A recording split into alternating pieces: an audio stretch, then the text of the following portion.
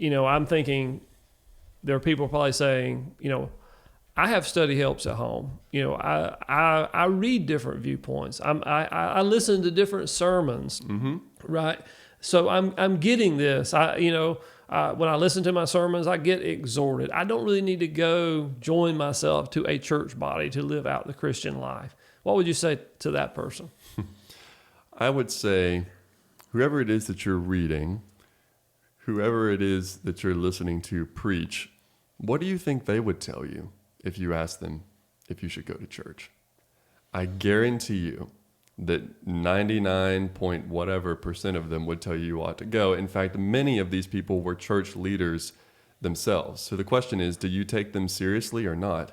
If you don't, then why are you reading them? If you do, then you should be faithful to what they would suggest you do regarding church. Yeah, and I think one thing that we are going to have to acknowledge is if you're speaking to that particular person, you say, okay, I'm going to sit in my recliner, I'm going to listen to a sermon or read this book or whatever.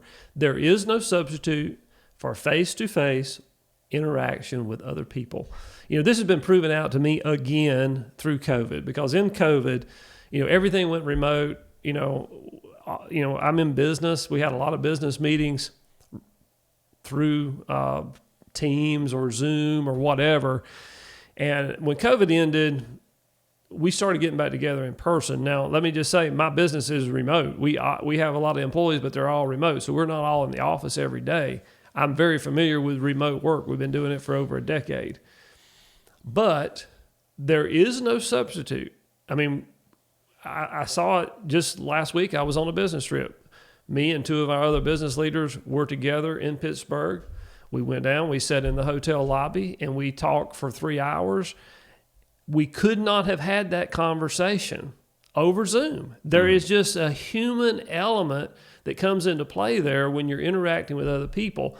And what we're suggesting is that the person that says, I don't need to go to church, I can listen to a sermon or read a book or whatever. They're not even interacting with somebody over Zoom, right? They're just reading on their own, which is a even further notch down than actually having an engaging conversation, looking somebody in the eyes, seeing their facial expression, seeing what their body language is saying back to you, and then having that give and take on a particular subject. There is no substitute for it. We can say what we want, but that's my firm belief. Right. And generally when it comes to this conversation, what I always say is that the conversation really exceeds the scope of this podcast or this article or whatever. And I think that that's also the case here. I don't think we have time, nor should we dive into all of the ways that moving our most important life experiences online is negatively affecting us. At some point, I believe we will have that conversation. But the point is, we are moving our most meaningful experiences online. These days, online is where people go to fall in love. It's where they go to fight. It's where they go to learn. It's where they go to work. It's where they go to play. Our lives are moving online, and I am thoroughly convinced that this has not been good for us. On the whole, there are benefits, yes. For example, on Sunday, Courtney was not feeling well. So we did not go to church in person. We stayed home, but we were able to watch the service from home. That's a benefit. That's a good thing that we're able to do. It is better that we be able to do that than that we not. But for that thing to then become the substitute for in-person attendance, that's not helpful. So I'm very much against that. The other thing that I would say is, let's say you're not just watching your local church online, but you are, attending a church in a faraway land. For example, Courtney and I love to listen to Charles Stanley's sermons. Well, he was the pastor of First Baptist Atlanta, and though we always glean from his sermons. Charles Stanley cannot hold me accountable. Charles Stanley cannot baptize me through the phone. I can't take communion with Charles Stanley.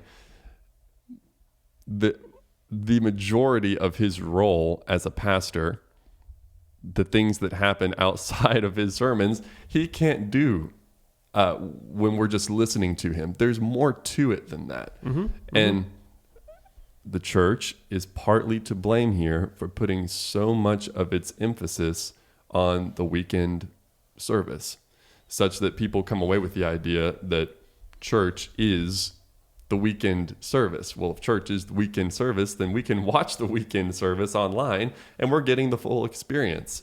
There are a lot of issues with that. Well, that goes to the fact that church has become a spectator sport. So, if we're just a spectator, we can watch it online. It's no different than watching the Super Bowl on TV, supposedly. We're still enjoying it. We're still getting something from it. But as you point out in an article that'll be coming out soon, there's a reason that Super Bowl tickets cost $3,000 or whatever they cost to actually go in person. Why don't they charge you $3,000 to watch it on TV? It's not the same. It's not the same. There is a difference in being there in person. The human element just doesn't translate through a screen. And so, what I would say is, through COVID, every church that I know of went online in some form or fashion. Mm-hmm. I do not even know of a church that didn't put their stuff online. And so it became such a trend, and people got comfortable going to church in their PJs, sitting on the couch, drinking their coffee, whatever, and they just never went back. And what I would say is technology has enabled us, people that are homebound, for us to reach them. Mm-hmm. If you're physically cannot get up and go to church, this technological advancement we've had is a wonderful thing. You can at least see what's going on at church, even if you can't be there to actively participate. But if you're not a homebound person, get up off the couch and go in person to church. You need that personal interaction. There is no substitute for that. Get involved, hug somebody's neck, shake somebody's hand, yes. Hear somebody else's story other than just listening.